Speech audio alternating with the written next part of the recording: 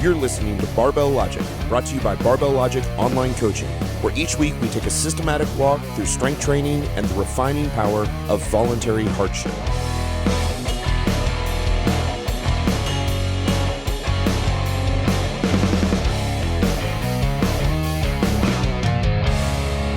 Welcome to the Barbell Logic Podcast. I am Scott Hambrick, and that over there is Matt Reynolds, and it's Question and Answer Thursday, yet again. I've been doing these for almost 3 years, Matt Reynolds. Dude, we have done a lot of podcasts. July 5th, I think it's the 5th, would be 4th of July week. 3 full years of that. That's crazy. It's a long time. We've put out a whole bunch of content. Yeah. So I called you up day before yesterday and told you, man, I need to take a hiatus. I've got so much stuff going on. I got so many interesting projects going on, and I'm so busy that I'm going to have to step away from our baby here for a time and work on some of those things. It's been a great deal of fun, and I'll come back every now and then. And when you need me or want me, I'll be glad to come back. But I'm gonna have to vominos for a bit.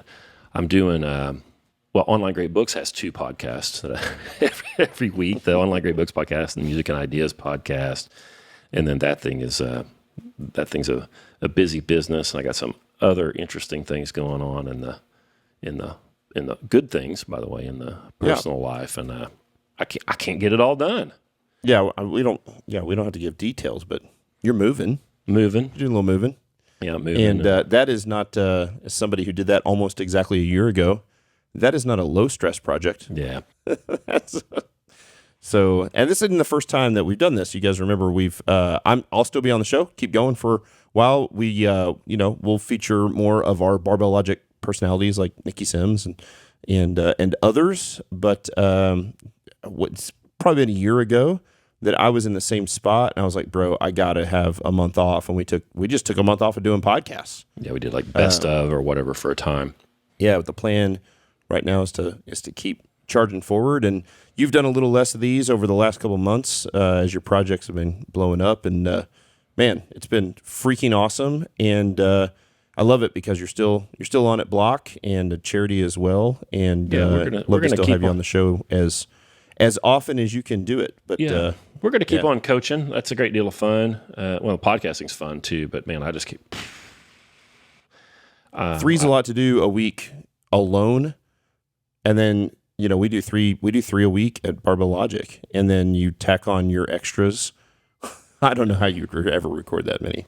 Yeah, I like doing it, but gotta cut out a few things. If anybody wants to keep track of me at scotthambrick.com, and you can go to I just put out an audio book.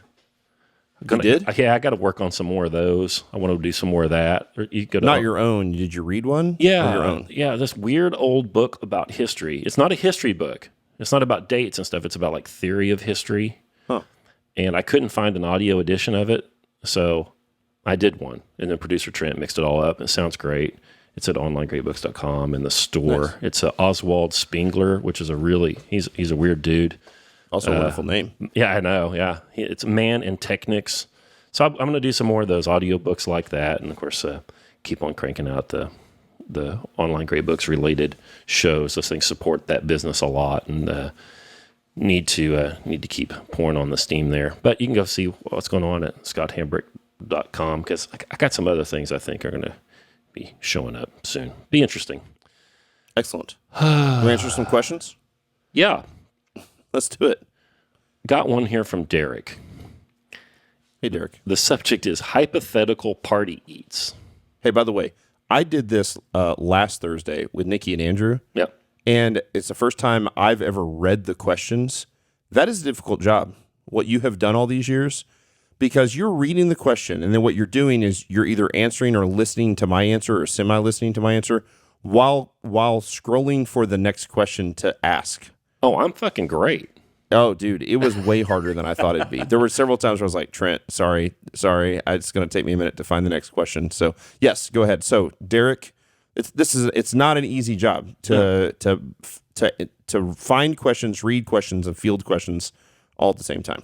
Yeah, some of them aren't written very well. Sometimes it's hard to make an actual question out of what they sent. Right, And right. like sometimes I end up, kind of changing it and Paring maybe it down and tweaking it. Yeah, maybe we don't actually answer their question, but it wasn't clear what theirs was. But Derek says, hypothetical party eats. Scenario, 12 to 20 people are coming to Reynolds' home. Matt is responsible for the food. Ages are ranging from 4 to 54 years old. Scott is invited and bringing a bottle to share to commemorate the occasion. Paint us a picture. That's a hard question. What do the eats consist of? Ooh, I like this question. This could be a fun question. So we're throwing a little house party. Mm-hmm. How many people? 20-ish? 12 to 20. Okay, so... what would be cool? I like themed parties with food. Not like, I don't want people wearing costumes and stuff. I'm not interested in that. I don't want a period piece party. Right. I like parties where, like, I think it would be fun if people were coming to see you and me is to do kind of a bourbon / corn themed party. That could be fun where we do make it maybe like there's a little, like an appetizer of like a bacon jalapeno corn muffin for like an appetizer. What are you laughing at?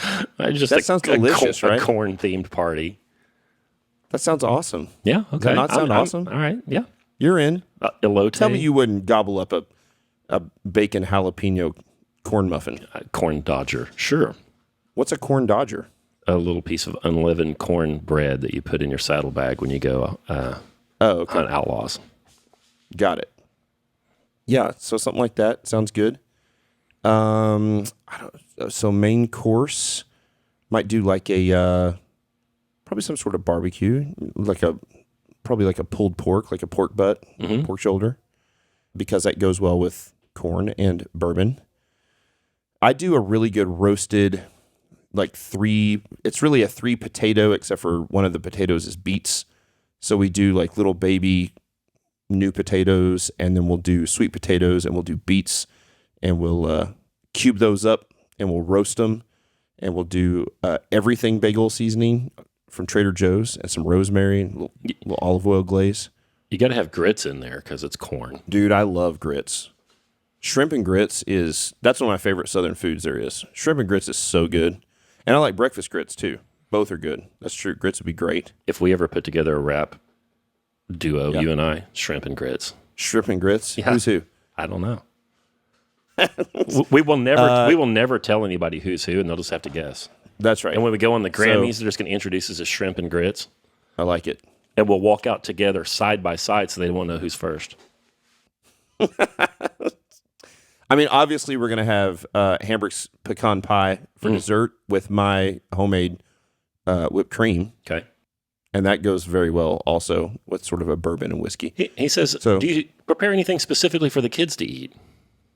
No, I'm not really interested in that. No. I've never done that in my life. You ever done that?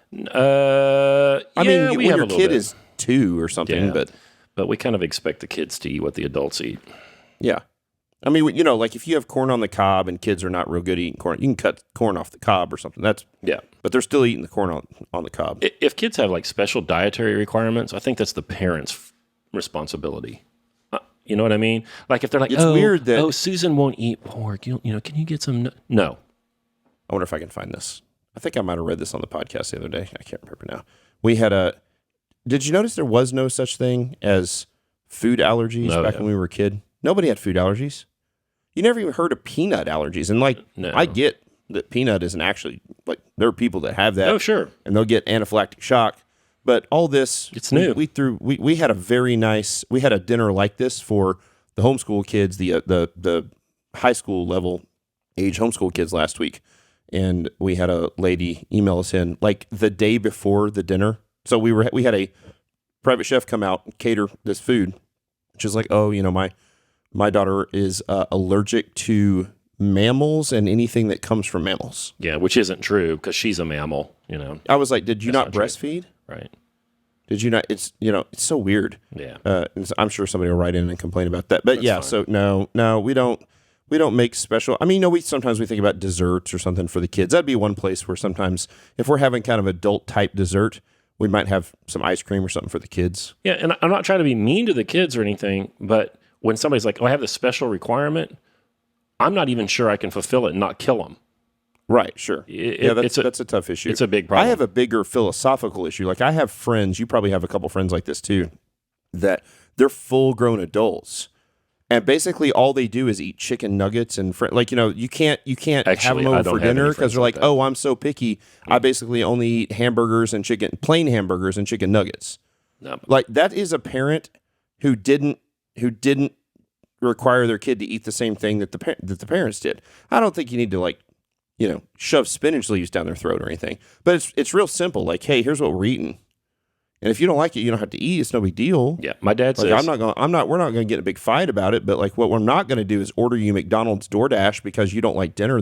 Actually, I made rabbit last night. I smoked a couple rabbits. They were so good. Put cock sauce on it. Right. My favorite cock sauce. From Cameron Cox. It was delicious. And Kinsley didn't like it that much. I gave her and we've eaten rabbit before. I gave her some hindquarters and some front quarters, which I think is the better meat. And she just thought it tasted funny or the skin was weird or something. And so I gave her the tenderloin pieces, the loin, which is like the white of a, and she liked it fine. She was fine. She thinks she's at that age where everything tastes funny. Oh, well, she eats something and she doesn't say I don't like it. She says it tastes funny. Yeah, it's like, shut up. What do you mean funny? No, or just keep it to yourself. We ate it. We all like it. Somebody was courteous enough to provide you with something. Just, either eat it or don't. I don't want to hear about it. My dad says if you starve a dog, he'll eat turnip greens. Yeah. Mm-hmm.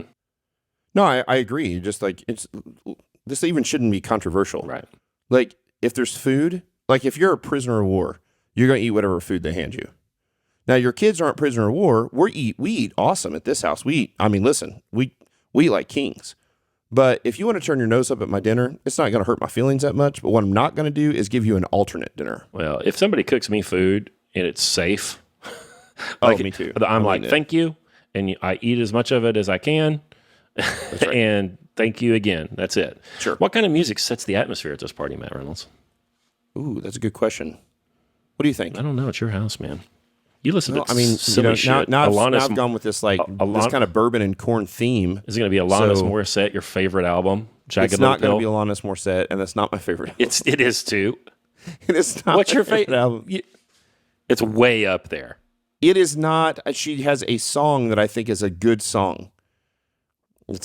So I don't know, something, honestly, no. It would probably be Alison Krauss and Union Station, the two disc live version. Actually, that kind of goes well. It's like kind of Kentucky bluegrass, corn. Okay. Goes with the theme, right? A little bluegrass. Yeah.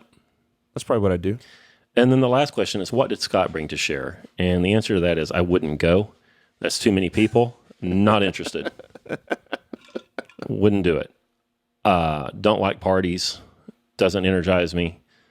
And I would say, thanks for the invite, man. I just can't. I can't make it. Never went to a party when I was in high school. Got invitations. Never went. Yeah. Graduated. There was a big party. Didn't go. No FOMO. No, I don't like that. Not at all. No. Couldn't care less. No. It's worse than that. That stuff just wears me out. Yeah. That's how you know you're an introvert. Yeah, it just wears me out. Nothing wrong with that. That's what my brother is. Podcast question from Michael. He says, how do you balance bourbon and recovery? I'm 5'10", 200 pounds, just the end of LP with a 330 for 3x5 squat, et cetera, et cetera. I've been staying away from alcohol. Is it better to enjoy a glass? The night of training, how many glasses is too much? Dude, first off, I'm not answering that question. I was talking today. I don't know. I think you said this not long ago. Man, I have cut way back on my alcohol consumption as of late. I still love it. Actually, I had a really nice glass of Weller last night. It's fantastic. But I have no recovery problems when I'm training. I'm training my ass off right now. I'm eating really well. Having a glass of whiskey at night, or even two. When I say 2 glasses of whiskey, I don't mean a glass of whiskey. He means a tumbler. I mean 2 fingers of whiskey. I have no recovery issues. But the problem for me is actually not drinking too much in one sitting. It's the calories. If I'm not careful, I'll have 6 drinks in a day, all 2.5 hours apart. That's a lot. Well, that's not normal for me, but I'm saying there have been days where I just look back and I'm like, oh, I had my first drink at 11:30, and then I had a beer at lunch, and the drink is out of my system and has been processed, and there's nothing to feel before the next one. The problem is the calories. For me, it was like, it's not healthy. There's too many calories. Right? It's like, and so for me, I've cut that stuff way back. So do I think that enjoying a little bit of alcohol, some Andy's frozen custard ice cream, other things that might not be, a pipe, things that might not be exactly healthy are going to cause major recovery issues? No, I do not. But I do think they have to be done in absolute moderation. And there have been times in my life, I'll be honest and say that there's been times when it hasn't been. So I am averaging about 1 drink a day, maybe a half drink a day, maybe 3/4 of it. 1 drink, 2 drinks every 3 days, somewhere in there right now. Yeah. Not very much. Most people aren't running on the rager's edge of athletic performance. And it probably, as long as they're not, drinking to excess, getting inebriated or whatever, it probably doesn't make any difference at all for the amateur athlete. Even a very serious amateur athlete, it probably doesn't make much difference. Yeah. Don't worry about it. Jason says, wedding rings and the deadlift, with both of you being married to separate women, by the way. Do you wear wedding rings when you deadlift? Sometimes I forget to take mine off and it can pinch the calluses on my hand. Is there any real danger? These are very different. We're going to have very different answers here. Okay. Are we? Well, I can see that you're wearing one of those. Yeah. You've got a Nuva ring on. Is that what that's called? Cool. I got one of these, I don't know what birth it is. control rings around your ring finger. I got one of these plasticky, rubbery ones, Yeah. That I wear. That's all I wear. I never take it off. That's what I wear. I wore a silver wedding ring. Well, I wore a gold one for a long time. Wore it out. It got like sharp and thin, and I would bend it, and I quit wearing it. Then I wore a silver one. And the barbell was starting to chew that thing up. And so I moved to the rubber one, I don't know, 5 years ago, and that's what I wear. Yeah. Yeah, I think that's what I would go to as well if I could. But I got married at 170 pounds, and I'm 289 right now. And my ring hasn't been off my finger in 15 years and won't come off my finger unless it gets cut off professionally. And so I just deadlift with my regular wedding band on. Yeah, it looks like a barbed wire grown up in a blackjack oak. That's what it looks like. It's gross. Yeah, the outside diameter of my wedding ring is smaller than the outside diameter of my finger. The outside diameter of the wedding ring is, but it doesn't cut off the blood circulation, just like an oak grows around a barbed wire fence. Right. My finger has grown around the ring. It's ridiculous. I think at this point, if I get the ring cut off, I would have a permanent indention there for the rest of my life. You might. I probably would. You should cut it off and see what's under there. Could be weird, right? Yeah. Maybe I probably lost some stuff. Maybe all those socks I've lost all those years underneath my ring. Adam says, in search of the back of a god.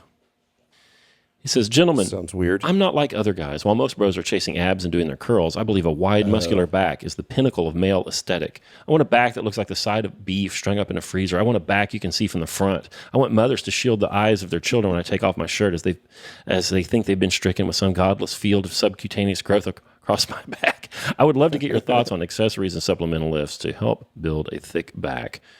Of course, the first step being a heavy deadlift. I have personally found weighted chins and croc rows to work well here and would love to know more how you might integrate this stuff into a 4-day split. He says, while the 18 and 19-year-olds work on their mirror muscles, I'll be making their mom quiver with my 4-foot wide slab of back meat. They'll end up calling me dad. Oh, so I always try to make things as simple as we can, right? That's where MED comes from. There are really only 3 things you can do for your back. You can deadlift, you can chin or do a variation like the chin. Big wide chin. Wide chin, you can do supinated, pronated, you can do pull downs with different handles, but those are all basically variations on the chin. And there's rows, and you do barbell rows and dumbbell rows and meadow rows and croc rows and ISO hammer curl rows and seated cable rows, but they're all rows. Yep. So you either do rows, which is sort of in that horizontal plane, or you do pull downs or chins, which is in that vertical plane, and you do deadlifts, which is isometric. That's it.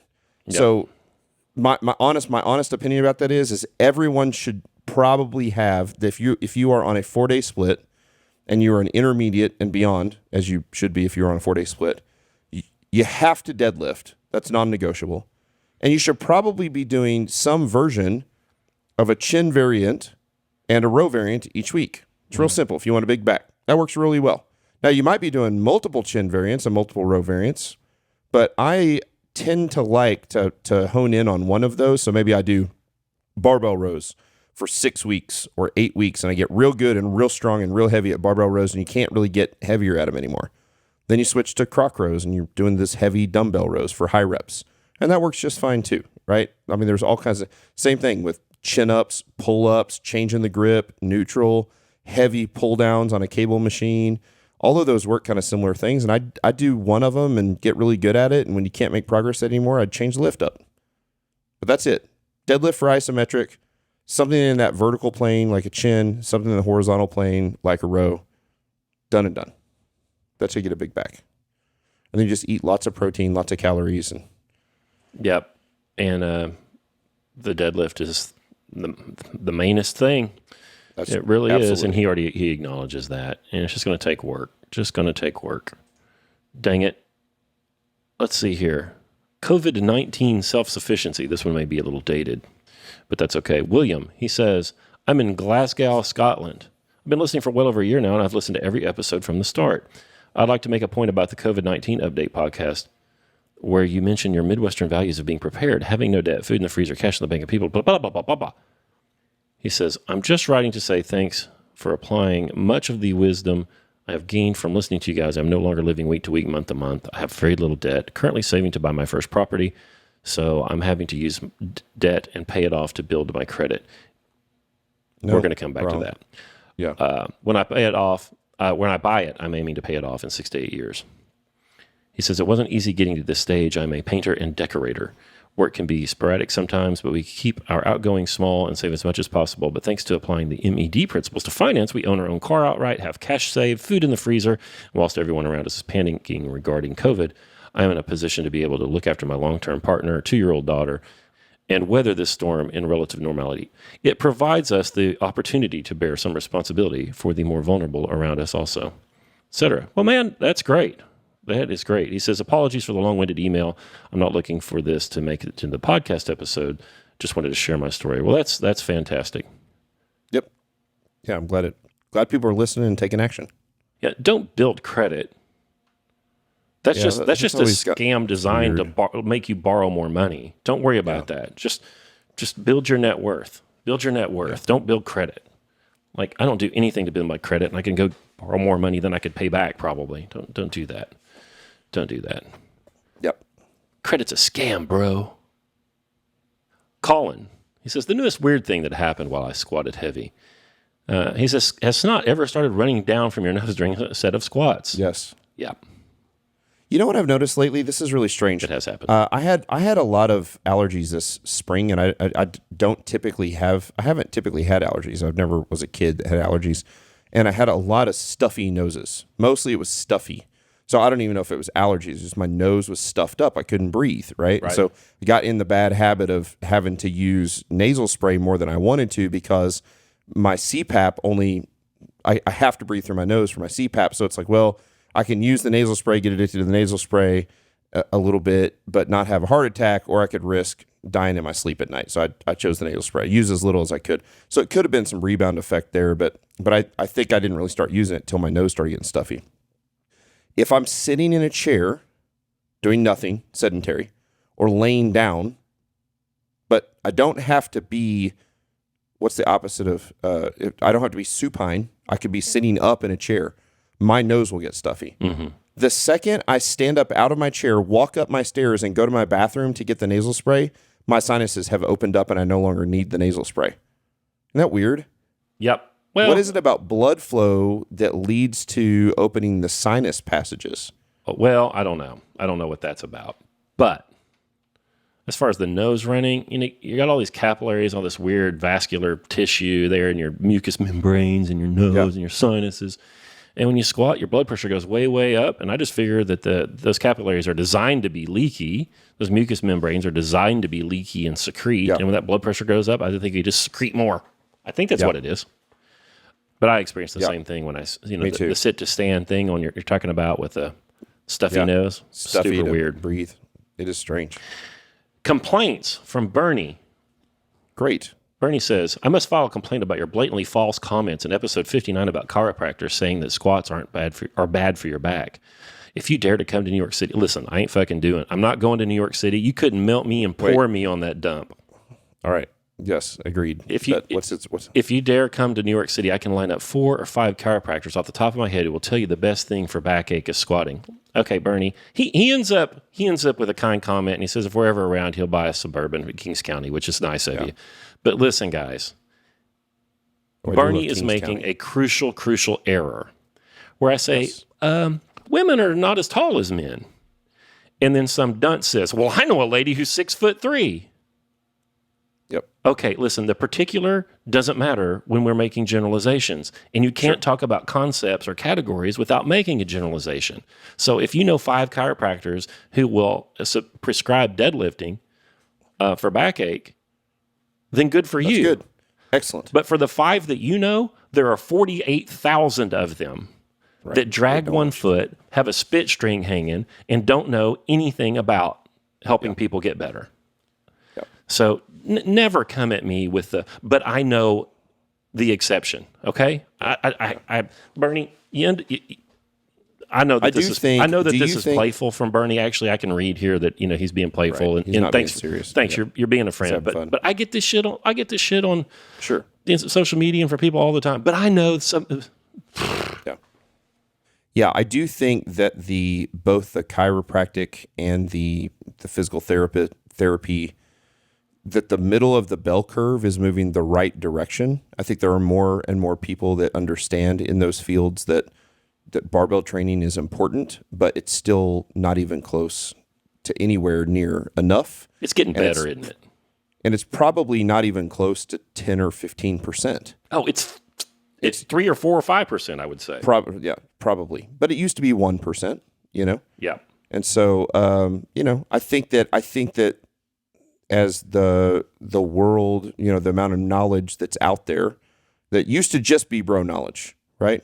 Bro, like that was it. Mm-hmm. What you and your friends know about, man, lifting to hurt your back. Now we've actually got larger and larger pools of people that we can show and test. And I'm not even talking about, we're not talking about the data and the science and, double-blind placebo university published studies. I'm just talking about, we can now look at thousands and thousands and thousands of people that deadlift and go like, you know what? Their backs are healthy. But you know who's not? Whose backs aren't healthy? People who've never strength trained. Right. It's just, so again, then you could come at both of those with the exception and say, I know a guy that strength trains and he hurt his back. Yep. And you can say, I know people who've never strength trained and their backs are just fine. Yes, we could all actually name people like that. But in general, people who squat and deadlift have stronger, more resilient backs, less vulnerable backs, anti-fragile backs. And people who don't strength train have fragile backs. So, we've talked on here about logic. And I've said this before, but I'll tell this little story again. We use logic to prove a truth claim. Like I can say, I can make a syllogism. I can use deductive reasoning to say, all men are mortals. Socrates is a man. Therefore, Socrates is a mortal. It's a deadlock certainty. If the 2 previous premises to the conclusion are true, and they're constructed properly, the conclusion has to be true. And sure enough, Socrates died, and gosh, he was mortal. Well, that's deductive reasoning is 100% deadlock correct when you've constructed properly. Induction, which is like the scientific method where you take a bunch of specific data points and then try to make general claims, is not a certain way of proving a truth claim. There's no way to actually prove anything. There's not. You and I can drop 10,000 anvils 10,000 times each, and every time it will fall to the ground and go thud. But induction in the scientific method cannot prove that the next time we drop it, it won't fall. Correct. That it will fall, in fact. Correct. It's a big, big problem. In fact, almost everything that science has told us was wrong. Yep. The sun circles the earth. Ptolemy says it's only like celestial spheres, and then Copernicus says something, and then Galileo says something, and Newton says, no, it doesn't work that way at all. It works like this. And then Einstein says something different. Almost everything that we've been told by science was proven to be wrong later. And people say, oh, but it's getting closer to the truth. And we don't actually know that. And you can't prove it either. There's big problems with this stuff. Like I was supposed to take a baby aspirin for heart attack risk? No, I'm not supposed to. I was supposed to eat. I didn't know that. Yeah, I'm still eating baby aspirins. I was supposed to eat handfuls of fish oil, and now I'm not supposed to. Like virtually everything they've said has been tossed out the window. Right. I want to add on the end of the scientific method.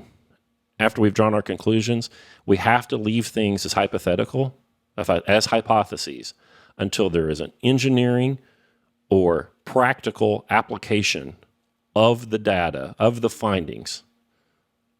For example, if you use whatever your findings were to build a bridge, and the bridge, based on those principles that you found in your inquiry, never falls down, then we know that our inquiry was better than one that we didn't have a practical application of, right? Sure. So everybody's like, my studies, my white paper. And then meanwhile, we know a bunch of big, strong guys that pull 500, 600, 700 pounds on the reg, and their backs are fine. Yep. You know, we have the technological application, the engineering application that shows that we're right. We don't have the study in front of it yet to show we're right, but we have the actual proof of the truth claim on the end of the thing. And so all the spurgs at the school that wear the white jacket are like, but my studies. That's right. And there needs to be a joining of the practical and the theoretical in the induction world for that stuff to, and it's out there in engineering to some degree. Like if an engineer uses a scientific theory or principle to keep an airplane from falling out of the sky, or to manufacture a hypodermic needle that has, perfect quality and never harms the subject, then we know it's good. And it's out there some, but that needs to be the gold standard. Yeah. Have I griped about that before in here? I think so. My studies. Where's the data? Do you have the data? Shit. Dan says, Runt requests help with deadlift pain. He's a 36-year-old guy, 5'10", and 170 pounds. He said a few years back we had toxic mold in our home and whittled down to 142 pounds in June of 2018. He said his bench is now 170 for 3x5, squat is 190, deadlift is 265 this morning. He's been training for 12 weeks. Being very cautious there. He says, I've been exercising for 15 years, but only recently began proper barbell training. I work in a commercial greenhouse. I typically walk 20 to 35,000 steps a day in the spring. Holy cow. But I eat 4,500 to 5,000 calories, he says. The only issue I'm currently having is a sharp pain on the top of my left butt cheek during and after deadlifts. I've tried to correct my form and have been reading a number of books. I have long legs and a short torso. My right shoulder sits about 1.5 inches below the left from a car accident 15 years ago. I know the bar is pretty uneven unless I try to compensate. Is that causing undue strain on my left hip, or am I using poor form? Boy, I don't know. Yeah, I don't either, but I mean, that's your sciatic nerve. That's where that's typically what it is. Starts from, right? That's the root. And there's lots of stuff that could cause it. You could have some congenital asymmetries there that could be causing some issues. You could have some form issues. That'd be the very first thing I would look at is your form on deadlift. The first question I would ask is he deadlifting with an alternate grip? So is his deadlift asymmetric? That's the word. In the first place. If it is, then I would change that, a double overhand or hook grip or even straps in order to pull it even. We know that taking a break and not doing it and coming back 4 weeks later or 6 weeks later doesn't help. You'll come back and you'll feel good for a workout or two, then boom, it'll show up and you'll blame it on the workout. But what really happened is it didn't get any better. So as our good friend Darren Deaton says, is that motion is lotion, and it makes things move better and work better. So, does the guy, what's he weigh now? Did he say what he said what he weighed, and he said what he weight dropped to, but he didn't say what it is now? Well, he's 5'10" and 170, and I tell you, man, okay, you're gonna be much more comfortable and have less pain at 195, 200, yeah, 205. even 185, which I don't think is big enough for you, but I think 15 pounds would make a dramatic difference. It would. And there are probably a lot of people thinking that we're crazy saying that just gaining weight is going to make his hip, make that pain go away, but it darn sure could. Yep. That sciatic nerve comes out of your spinal cord between like L4 and the top of the S's. Yeah, L4, L5, and S1 right there. It comes out and it makes your rump hurt, and it'll shoot down your leg. And you could have a bulging disc there. You could have a weird stenosis there. You could have this asymmetry. I don't know, but I know one thing: that's your lot in life. And you need to find a way. You need to find a way to keep on training and keep moving. So truncate the range of motion if you need to, right? If you can deadlift out of a rack not from the floor, but at a shorter range of motion in a pain-free way. If you can take some anti-inflammatories and kind of get this beat back and gain some weight and keep on training, you need to do that because you've already experienced a certain illness that took you down to 142 pounds. And if we're lucky people at the end of our life, we're threatened with an illness that does that kind of thing to us. So you need to get stronger and you need to get heavier, and you need to find a way to work through that. I would be glad to help you do that. You can sign up for online coaching at Barbell Logic, and I will see if I can't get you moving again. In fact, I know I can. If you're patient enough, we'll get you going. Greg says, deadlift point of no return. On a recent podcast, you mentioned that most lifters have a point in their deadlift movement after which success is all but guaranteed, but that varies by lifter. In your experience, is that point determined by a lifter's anthropometry? For instance, I have a long torso and short legs. If I can get the bar to the bottom of my patella, I can generally complete the lift. But if I fail, I do it in the first couple of inches. Yes, it's dictated by their anthropometry. Of course. It's just basic physics. Yeah. Right. And there might be some particular, specific weaknesses that would cause people to fail at certain points in the lift, but it's mostly going to be anthropometry. Yeah. Yeah. You think about that high fulcrum point, right? That point of rotation for a long-legged lifter, they can pull anything off the floor. Mm-hmm. Pulling it off the floor is easy. So, and then they struggle. You'll see that it's kind of the Nikki Sims syndrome. She can pull anything off the floor, but it's so much moment on her back because her back is so horizontal at that point that she loses extension, and then she gets to the top, and now everything's out of extension. It's in flexion. She's got to get back into extension. Can't lock it up. With a short-legged lifter, you're down in almost a parallel squat in the bottom of your deadlift. It looks close to a parallel squat, depending if your legs are actually short enough and your torso is long enough. And so, it's almost like a bottoms up squat from a dead stop. And once you get that thing moving, your efficiency, mechanical efficiency, gets so much better as the weight comes off the ground that locking the thing out becomes very, very easy. So it's interesting to see. Most people, and if you're in the middle of the bell curve, it seems like most people struggle more at about the tibial bump. That little bump below your knee tends to be the greatest point of failure, where people can get the weight off the ground. It stops just below the knee. If they can get it above the knee, they can finish it out a lot of times. That's kind of middle of the bell curve. And so, yeah, there you go. Yeah, yes, anthropometry matters. The way you're built. It's all genetics, Matt. It's a lot genetics, in fact. Yeah. And it also, what's important there is to train the thing you're weak at, right? So if you're weak off the floor, then you have to train off the floor a lot more. You've got to train the deficit deadlift if you're weak off the floor. Yeah. If you're weak at the top, it's the other way around. You've got to train more like bands and chains bench or deadlift, bands and chains deadlift, or rack pulls, or these things that overload the top and force you to, you can pull anything off the floor. Then you get in a race to the top where the weight's getting heavier and heavier and heavier. It's like an old truck and tractor pull, right? No, tractor pull, when they do a tractor pull, and they're like a weight sliding towards the front, and you can't. And that's kind of the way chain deadlifts work. You pull it off the floor, and you're like, this is pretty easy. And like, well, it's about not to be easy.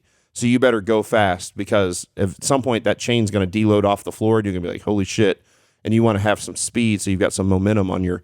And so that's one of the things we train for people who struggle with the lockout. Yep. Getting a coach sure does help, because while the model is the same for everybody, particular applications to the model and the particular way you would program people with freaky different body types might vary, and the coach that has a lot of experience has seen all of those body types can probably save you a few reps in the gym and a little bit of frustration, or a lot. Mike has a question here. It's not really a question, but I think it's worth reading here. He says, Mike says, Matt and Scott, huge fan of the show. They get me through many night shifts driving around in circles. I'd like to thank you for your remarks and advice on counseling and therapy. Before I knew I needed it, you were planting seeds and explaining that it was okay to get help when I thought I would never need it. When things got bad for me, you guys were one of the voices in my head telling me it was okay to ask for help. And while my story is long, I won't bug you with it. I can tell you I'm a fan of your no sleepover policy. Uh-oh. There you go. I have decided to incorporate that into my family as my son grows and get to the point where he wants to sleep over somewhere. While my abuse wasn't from a sleepover, he says, I understand that the temptation for some is too great in those circumstances, and it's my job to ensure what happened to me doesn't happen to someone else, particularly my son. That's right. Definitely, particularly your son. That's right. I digress, he says, but I did want you to just understand that when I was in the mental woods of fear and anxiety and thought the worst would happen, you were a factor and explained it was okay to ask for help. For me, I thought I might even lose my job because of what I do for a living. But it wasn't the case, and I was met with gracious supervisors and tons of resources. At this time in my life, my training mentality is much like Scott's. Although I love the free content on training, I prefer your Worldview podcast, and you guys are great hosts. Well, thank you. Thank you, Mike, and I'm glad you went and got some help, man. That means a lot. That made my day, actually. Yeah. That's why we do this, right? Yeah. That's why we do it, for that very reason. So, thank you. Yeah, good job, man. That means a lot. It's very good. Let me see here. Let's go and see if I can pick out a few more since this is going to be my last two raw for a while. Jason says, cigars? Question, cigars, yay or nay? Any negative effects on training of smoking in moderation 2 to 3 times per week? Also, Nikki Sims is a great coach. She deserves a raise. Nikki Sims is a great coach. She's a great coach. And you know what? She's pretty good person. She frequently gets raises. So we try to stay ahead of the curve there. What do you think about cigars? I think they're gross. I don't like them. I think they're gross too. They cost too much. They take too long to smoke. I wish I didn't feel that way. They taste like shit. I taste cigars for 4 days after. You know me. I'm crazy about. I'm about OCD with cleanliness. I floss and brush and rinse with scope and all that stuff. And 4 days after smoking a cigar, I still taste that cigar. Yeah. And it gets in my beard, and I've shampooed my beard, and then I smell it, and I'm like, it's a cigar I smoked 2 nights ago. Yeah. So, man, I'm probably like anything else. You can probably build up a tolerance for it if you really enjoy it. We certainly have some clients that do just fine, and they smoke cigars fairly often, but it's not a healthy thing, So if you get a lot of value out of the thing, you want to do one once or twice a week, it's probably not, it's not a real bad deal, but I just don't like them. I like a pipe so much better than cigars. Me too. Doesn't take as long. It's not as much of a commitment. It's way cheaper. Way cheaper. It's like a 20th of the cost. And you spend your money on the pipe, right? And then the pipe lasts forever. And then you pass it down to your grandkids. The tobacco's cheap. And the cigars, you can't really. Maybe somebody else can, but I can't really smoke them cool enough. Everything just turns to ash and is scorched.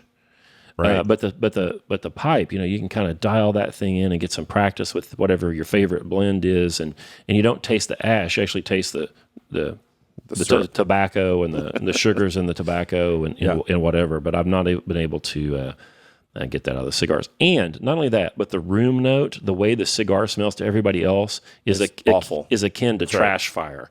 Yeah, when you smoke a pipe, especially outside, you smoke a pipe outside on the porch. It's wonderful. Your whole family will sit around the porch and be like, boy, that smells good. Yeah. But you smoke a cigar, it's like, oh, that thing's disgusting. I always want, they've got these, it's obviously much less these days since they have all these smoking bans everywhere. But, especially as you get down in South Florida, there's still a lot of these like whiskey, like high-end whiskey and cigar bars. And I'm always like, wait, you want me to spend $60 on a glass of whiskey while smoking a cigar and being surrounded by other people smoking cigars? Like, just give me Jim Beam, because I can't taste the difference at that point between Jim Beam and anything else, because my mouth is full of smoke. Yeah, there are people that seek out these particular cigar and scotch pairings and all that, and I understand. But in a cigar bar where everybody's just blowing that oily green smoke, no, I don't care for them. And if you like them and they can bring you some sort of delight, we all need a little delight right now, right? Yeah, so that's fine. That's Mazel tov, man, whatever. But not for me. Try a pipe. By the way, I have an article on scotthamber.com about getting started with the pipe. I recommend going to the Missouri Meerschaum website, buying their Dagner poker pipe. I don't have mine in here. It's a little squat pipe. It's $25. It's a great pipe. It's made out of corn cob, but it's a great pipe. Buy 2 ounces of Lane 1Q and a tamper. Try it out. You probably won't buy. I don't think you'll buy any more cigars. They're pretty nice. Travis says, Barbell Logic podcast questions. He says, hope your week is going well. I've been a Barbell Logic listener since you were in the 20 or 30s episodes. I've listened to them all and re-listened to several. It's been interesting hearing the two of you as your relationships matured and your explanations of your ideology of barbells continue to be refined. Great work. He says, I do kind of miss the whiskey talk, etc. He says, one question. Can I be on your show? No. He says, I really want to do a podcast, but it'd be just be me. It sounds boring even to me. The podcasts I like listening to are like yours. Hold on. It sounds boring. Well, even to me. Yeah, well, he said it would just be him, but he said podcasts I like listening to are like yours, where there are multiple hosts that help round it out and appeal to different folks. I have what you might call a very diversified background, experiences, and interest. An INFJ, unlike any of your podcast main personalities. I am an INTJ, which is the superior personality type. And I'm an ENTJ. And that's actually kind of funny that we're the same, except for the introvert extrovert thing. Yeah, the F part we could do without the feeling part, Travis. Yeah, I'm not really interested in that. Second question: when can I be on your show? You can't. Third question: what are we going to talk about? He says, here are a few subjects I have in mind. What happens at the end of LP? We've done that. So you haven't listened to all our shows. He has a picture here where he talks about how where there's a little graph here where he says that there's a sort of a effective training zone, and in LP you move up the stress continuum in the effective training zone towards a maximum recoverable stress, and then beyond that lies injury. And I actually don't think that somebody ending LP can actually put their body under enough stress to create an injury. I don't think that's the case there, Travis. There aren't very many people that can get strong enough at the end of LP to rupture a muscle belly or anything like that. I don't think that's the case. They can certainly overtax themselves and require extra recovery, but I don't think they're sniffing injury at that point, unless they're doing a bunch of drugs at the end of their LP. I think that's a possibility at that point. How to derive the best value from both peaks and plateaus in training. These are all things he wants to talk about on our podcast. Yeah. Travis, sorry, bro. Hey, I don't know him. Thanks for being a fan. Thanks for being interested and wanting to align yourself with us. But hell, I don't even want to be on this show anymore. That's what I just told you guys. I don't want to be on the show either. Right. But I got to keep her going. So, it's good. Our people probably don't know how many emails we get, how many emails I delete every single week of people asking to be on the show. And a lot of them are well known and they've got big followings on Instagram. And I just delete them. I don't respond to anybody. Yeah, I get them all the time. You know, like I've heard this from Joe Rogan and Tim Ferriss. Like the best way to never be on Joe Rogan is to email Joe Rogan and ask him to be on Joe Rogan. Yeah. Like that's the podcast hosts they have people on their show that they want to have on the show. And by the way, this is not one of those shows. We're not like Joe Rogan. This is not an interview show. We don't interview people. It's really rare that we have somebody. At this point, if we have somebody on the show, they're on the show because they're a subject matter expert, and it's still a content show. It's going to be very, very rare moving forward, and it's been very, very rare in the past that we interviewed people about themselves. Right. Like we have a person on, we have Sully on to talk about barbell training and medicine. We have Andy Baker on to talk about programming. It's a content show with a content subject matter expert. Yeah, I am not like Joe Rogan. I am 42 inches taller than him. Yeah, I told you, I met him. He's way, you don't need, is that why you're saying that? Did you know that because I've said he was short, or you just also knew how short everybody he was? knows that Joe Rogan is like 5 foot even. Dude, he is really like, I didn't know he was that short. He's literally like 5 foot, 5'2", right? Yeah, I'd say 5'2". Yeah, 5'2". Yeah, I think that's right. I mean, It was shocking enough to me that when he walked by, like it's all I could think about was how short he was. Yeah, he's that short. Seems like a good guy. Seems like a great guy. He was super nice. Can't reach top shelf. Michael says, poverty bench press. Hi, guys, longtime listener as well as OGB member. Thank you, and thank you. There you go. He says, I'm 36, 6'1", 185 pounds. I am a fire medic, work shift work, etc. He says, my squat and deadlift are both 350 for singles. That's really pretty good for a 185, 6'1" guy. Yeah, there ain't a lot of muscle on all. that frame, dude. Nope. My bench has been stuck at 215 for years. I train with a low ceiling, and I have to do the seated press. That's fine. He says, I frequently hurt my shoulders, mainly the right one. Sidebar, I have super narrow shoulders. I bet you don't. I bet your skeleton is pretty normal. You just don't weigh anything, bro. You're 6'1" and you weigh 185. My bowel movements weigh about 139. Yeah, so you need to weigh with a guy like this, who, by the way, I think, first off, thank you for being a fan. Thanks for listening. Yeah. Thanks for being members of our businesses. All that stuff is super important. Number one, you need to gain weight. Yeah. Not a lot, right? But I mean, I bet, again, 15 pounds make a huge difference. 15 pounds would be a big help, but I'd sure like you at 210, bro. 2, you need a coach. If you do those 2 things, your bench probably goes up. And if it doesn't, you need to, this is just my experience, and it isn't the same with squat and deadlift. You need more frequency for those pressing movements. You got to do them more often. Not only do you have to do them more often, you can actually tolerate it too. Not like the squat. That's right. You can recover because they just don't acutely stress you as much as the squat and deadlift, and they don't systemically stress you as much as the squat and the deadlift. Yeah. Dude, my legs right now are smoked from squat and deadlift yesterday. I was sitting there, I was just like wiggling around. They're just so achy, and they're just, but I benched this morning and actually benched heavier and a little bit harder, and I feel fine. I'm fine.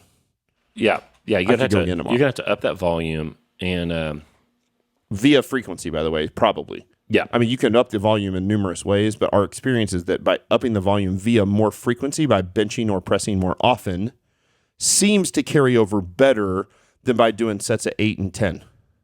We've talked about minimum effective dose stuff, and we've talked about Old Man Texas, and as a minimum effective dose. And in the examples we give, we almost always use the squat when we give programming examples. Yeah. Sure. We'll move people from 3 sets of 5 to 4 sets of 5 to 5 sets of 4 to 5 by 5. So, things like that. We don't just put them straight into 5 by 5. I tell you what, man, for presses and bench presses, I put them straight to 5 by 5s. Me too. I go straight to 5 by 5s. The volume and when that stops working, I add an extra slot and make them do another one. Yep. All right, make them do it, and it's usually on the lower body day, right? So they're at that point, they're at a 4-day split. So they're benching and pressing twice a piece. One time is heavy, one time is 5 by 5, right? Yep. So real simple, like traditional orthodoxy. And then when that stops making progress, I add in a supplemental movement, usually like a floor press or a low pin press, or a hover like Slado press, slinger bench close press. grip bench press or anything, and put that on one of their lower body days. Yeah, add that extra slot, and I choose it based on which one's more important to the person first. So if they're like, I'm really trying to get my bench press up because I want to compete in powerlifting, or I'm really trying to get my press up because I'm trying to compete in USSF or whatever. And if they don't care and they're not going to compete, then I look at which one I think is lagging more. Yep. And so press is lagging more than bench press, which is typically the case with males because they've benched since they were 16 in high school. And so you have them press 3 times a week and bench twice a week. And lo and behold, both go up. Yep. You're going to have to push that. You're going to have to push that volume up. I had a client, man. He's a 181 client. I've had him for about a year, I think now, a little more than a year. And good little powerlifter guy, just squatty guy, short, 5. I think he's 5'5", 5'6", something like that. He'll hear this and they'll be like, I'm 5'9". I don't think he is. He's I don't know. He's mid 5 feet tall. And he did his first cycle of 5 presses a week, and we actually had him bench 4 times and press 1 time per week. Mm-hmm. So it was still 5 types of presses. At the end of it was kind of a traditional block programming cycle. His bench 181 lifter, right? Mm-hmm. Bench press went up 40 pounds. Yep. In the cycle. It was crazy. Okay. Not the other stuff. Not only the other stuff didn't even like. This is during COVID training. He has like a wooden barn garage he trains in. Like not Rich Froning's barn garage. Right. Like it's not great, but it's a lot better than what most people have. So he's got barbells and he's got some stuff he can do. So training by himself at 3:45 in the morning. That's what he does. He gets up and trains super early, and then he goes and guy's a mechanic and works. But so anyway, is that like 40 pounds? And literally the only change we made to his bench press was more frequency. Is that like an 11-week? Yeah, it was like 11 period, 11-week, 12-week period. Yeah. Yep, 40 pounds in 11 weeks. And we're talking about, this isn't a guy that went at 40 pounds, he was a 400-pound bench presser and went to 440 and added 10. No, the guy was like a 285 bench presser and went to 325, 280 and went to 320, somewhere in that ballpark. It was 40 pounds. Yeah. That's a pretty big jump. That's a big percentage increase. And all we did was frequency changes. Yeah, but it's got to be heavy too, though. You can't do 68%, 6 So by it's 4s or whatever. You can't do that. It won't work. Yeah. Dan says maple sugar shooter. During the number 285 MED class pod, Scott mentioned having Tyler Cooper Connor do a maple sugar shooter, a cup of coffee, kicking him in the sack, give him a little nose torque to help him finish his squats. There you go. Did you listen to that show, Matt Reynolds? I think I listened to all the. Was I not on the show? No. Who was on the show? It was me and my my coaching academy class. Oh, yeah, I remember listening. That's your MED, your prequel stuff? Yeah. He says, I can't recall you guys mentioning maple sugar shooters at any other time. Do you often prescribe them? Like triathletes, long distance bicyclists and stuff will do maple sugar shooters. It's like 90% sucrose, the rest of it's glucose. Yeah, it just digests super fast. It just hits you. 100% glucose candies would be better. Sure. But yeah, we've done that. Yep. Like, what are you going to do? Like we tell people all the time on this show, you're going to get, 50 grams, something like that of carbs, before you train. I often tell people they can get it in just Gatorade. You don't have to overthink that stuff too much. Sure. You can Gatorade, 2 tablespoons of maple sugar or maple syrup, whatever. It doesn't have to be, you don't have to be like. My pre-workout lately, the primary carb I'm using is honey. Okay. So I do a pre-workout shake because I'm training early in the morning. I've learned that I had to train pretty early in the morning or I'm not going to train because my life gets derailed by midday. So I've been training in the morning, so I don't want to eat a big breakfast because I don't like food sitting on my belly when I'm training. I need something that digests fast. So I've been making a protein shake that's just it's basically 1 or 1.5 scoops of protein. So it's like 25 to 35 grams a whey. Fairlife skim milk, so you get some extra protein there. Because I don't need a lot of protein. What I need is the carbs. I need it to digest quick. I need no fat, a banana, and a bunch of honey. And I blend it up. I feel great. Like 30 minutes later, I'm like, boom, those carbs hit. I feel awesome. Go and train on those carbs, feel good. And then the rest of the day, I don't have to worry about it that much because I'm fat, so I can just mostly get my protein in. Can't make sure I get my protein. Yeah. So here's one from Nick. Overthinking from episode 310. He says, Matt and Scott, as someone who has been told I overthink by people who apparently don't and who never know how to stop it, would this be something you could bring Dr. Pewter on to discuss, et cetera, et cetera? Maybe. Peter's a great guest because he's a subject matter expert in something that we are not. So he's great at talking about some of those issues. So I'm sure I'll have Peter on more often. I have thought about overthinking quite a bit because I encounter that in my clients a lot, and I think that it shares some characteristics with procrastination. People tend to overthink so that they don't have to act. Procrastination, I think, has its roots in a fear of failure or a fear of loss. So, for one, if I do this thing, I might screw up. Clearly that makes sense. Well, if I don't do it, then I didn't screw up. I'm not going to get what I wanted, but I didn't screw up. Fear of failure. And then, but the fear of loss one is more interesting to me, I think, because like if I say, if I need to go buy a car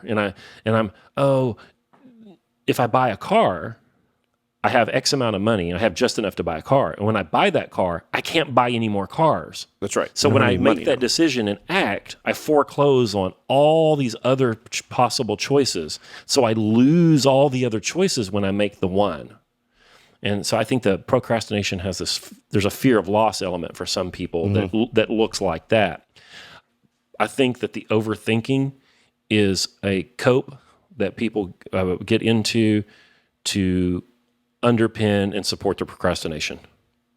I could be wrong. Dr. Peter knows more about it than me, but sure. I've got a bunch of spurgy engineer friends who I love dearly, and boy, they can overthink shit. And it's like, getting that last 8%, out of your decision making is not worth the loss that you have by not acting. Yeah, that's right. Our default needs to be action. Yeah. I think there are also some deep-seated trust issues that maybe aren't pointed directly at the problem in front that is being overthought, but maybe you didn't have trustworthy caregivers when you were a young person, so you never trust anything that's in front of you. You just never trust it at all. And you feel like you can bring your rationality to bear on the thing until you puke and take all the risk away. And I think there can be some parenting, old parenting damage maybe in some of that. I certainly don't have that, but I do coach people, and 20% of my coaching stuff is fixing people's form. And you do a lot of that up front. You get a new client, boy, it's almost everything. It's almost all form, Yep. But then 8 weeks later, it becomes programming, kind of helping them slide out of LP into intermediate. And then they become an intermediate lifter, and they get PRs once a week for 2 or 3 weeks. And boy, it starts getting real tough. Yep. And then it becomes psychologist and accountability. Yeah. Yeah. So I spend a lot of time. Sure. And then me being the kind of guy I am, I get people who request me. And so I get a lot of overthinkers that request me as a coach, and I'm glad to help them. But boy, I got a bunch of them. Yeah. There's your clients are cerebral clients. Yeah. Because those are the kind of clients who are attracted to Scott Hambrick. And so, but with that comes guys that can be over cerebral. You and I are responsible for a lot of overthinking in our sport. We've probably got 450 hours of us talking about this stuff. Yeah. We have overthought it. The main thing you got to go do is train 3 to 4 times a week and not miss. And then all the stuff that you and I, focus on and drill down on for, years at this point are really a distraction for the normal lifter. That's right. And we have invited a lot of this overthinking. Yeah, I think that's true. And I feel bad about it sometimes, but then I shake it off pretty quick and go to sleep. That's good. Yeah. I've always been overthinking is a cancer to me personally. So when I think about things and don't have action, it eats away at me. And if I take action, I'm one of those guys that take action, and then I don't ever think, I don't ever second guess. I mean, like later down the road, sometimes you go, yeah, should have done it that way instead. Yeah, post-mortem on what your decision was and how it played out, that's a healthy thing to do. But that second guessing and the regret? No. As soon as I make that, I want to think through the stuff for enough time that I can be present in actually giving it my actual thought if it requires an important decision. I need a little bit of time completely alone and in dead silence to kind of just think through it and then go, okay, here's what we're doing. And then I'm 100% dedicated to that. Look, we just made that move. This is where we're going with this. Might as well be. And if I sit on it for 3 weeks, it just wrecks me. I can't sleep. No, let's just get the decision made. Let's go. Nick here is real strong. 395 single bench, 510 squat, 605 deadlift, 270 press. His coach is Matthew Moore. Real strong. Take the lessons from the weight room to those other things, man. Yeah. You know what to do. You grab the bar and you move the son of a bitch. And whatever it is in front of you, grab it and move it. Yeah. Grab it and move it. When you were talking there about regret or maybe not having regret in action, that made me think of a book. Everybody's heard of Dale Carnegie's How to Win Friends and Influence People. Yep. His best book is How to Stop Worrying and Start Living. That is his best book. And I think overthinkers could probably really benefit from that thing.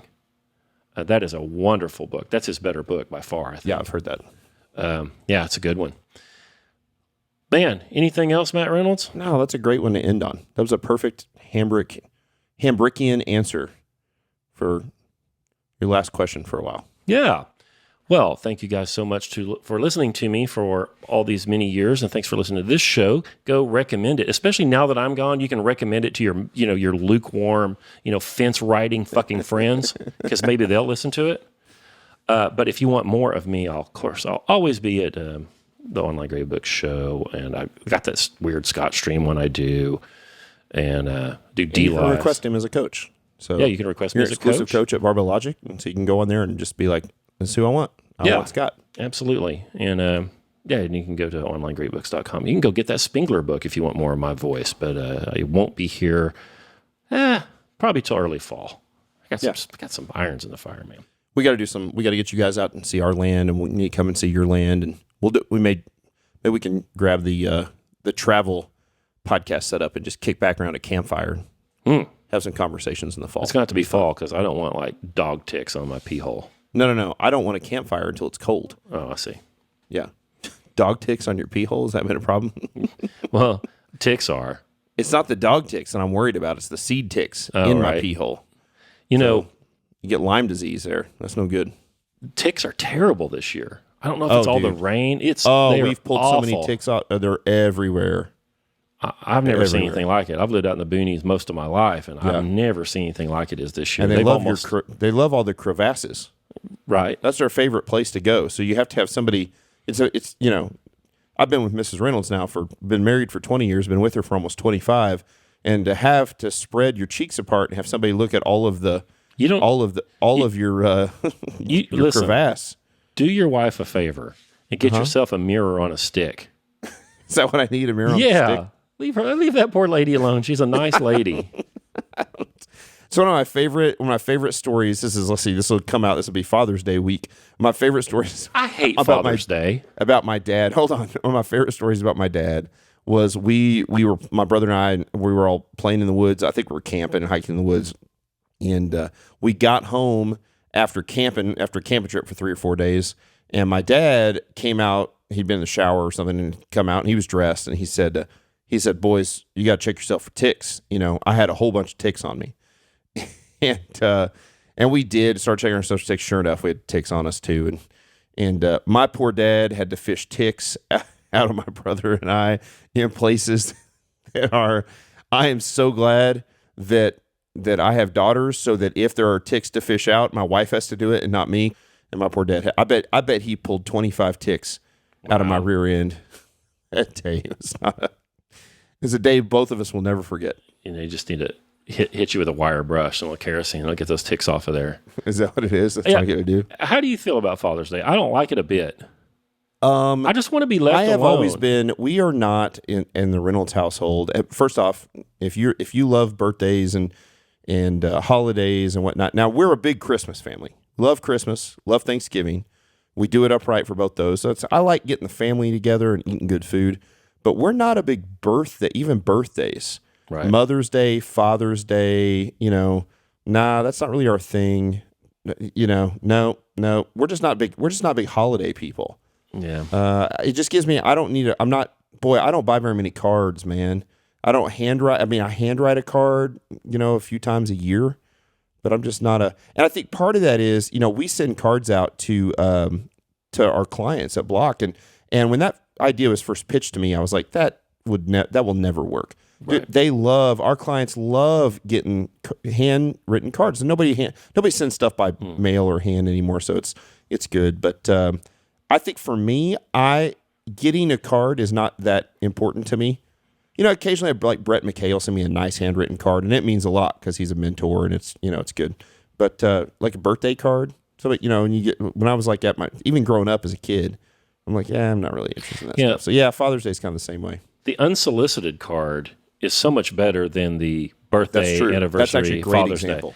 Day. I've got a client, Peter, who's a super guy, sent me a card just out of the blue. Very, very kind. A lady named Micah at Online Great Books sent a card, not to me, but to one of our seminar hosts, because I don't interact with the clients a whole lot other than the orientations, but she sent one to the seminar host, and he took a picture of it and sent it to me, and it just made the guy's day. And it was a great card. It should have.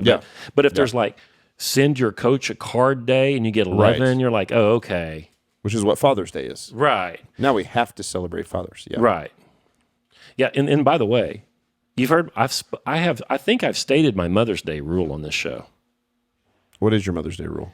Once you have grandchildren, you're not eligible for Mother's Day anymore. Interesting. Not the same for Father's Day, by the way. Yeah. Because what ends up happening is a young woman has her first child. She gets married and she has her first kid, and now her mom's still alive and her grandma's still alive because she's 22, because that's when you have kids. And then her father, her mother-in-law's still alive, maybe some grandparents at this point still. And so she has to go put her new baby, in a car seat in the spring when it's starting to get hot. Right. And drive to go see all these old crones that have had somewhere between 22 to 50 Mother's Days each. Right. Here's the correct answer, you old broads and you old dudes. Everybody goes to the youngest mom. You go to your And you kids celebrate who the have youngest mom. grandchildren for you, and you bring them flowers, and you tell them, you know, it's a hard job, but you're proud of them, and you hope they have a wonderful Mother's Day. That's what you told that story. I don't think you've ever told that story on the podcast. But I agree. That makes perfect sense. Same thing for Father's Day. I don't have a boy, but I will someday hopefully have good son-in-laws, and on Father's Day, I'm going to bring him a new pocket knife or something and tell him I appreciate him taking care of my daughter and being a father to my grandkids. Sure. And ask him if there's anything I can do to help. Yeah. Yep. You don't need it right. You're like, please don't get me a Hallmark card and a new belt. At this point, I've already had 18 of them. By the time I have grandkids, I'll have had, over 20 of them. Sure. Hopefully no more than 22 of them. Sure. And, that's just ridiculous. It's ridiculous. Yep. Awesome, man. Dude, it's been literally one of the great joys of my life has been making this podcast with you over the last several years. I'm excited to still have you on it every once in a while, but I know it's nice to have some freedom and open up some space and have some flexibility. For real, it's when I go back and look through the podcast history, it's our life's work. We were able to do that, and it's been awesome. I also love that it's been able to happen in a way you've been able to slowly step away in a very positive way, like that our relationship's great, that you guys are still at Barbell Logic, and that we still get to call and talk on the phone. As a matter of fact, we'll get to talk more on the phone as friends now than we will as podcast co-hosts, which is good. And so it's been a blast. So thanks, dude. Hey, thank you guys so much for listening. Thank you for letting me into your ear 2 or 3, 4 times a week, whatever it is. I appreciate it very much, and it's all been a delight talking to everybody. And we'll talk again. It's just not till it gets cool. All right. Thank you guys. Talk to you soon. See you guys.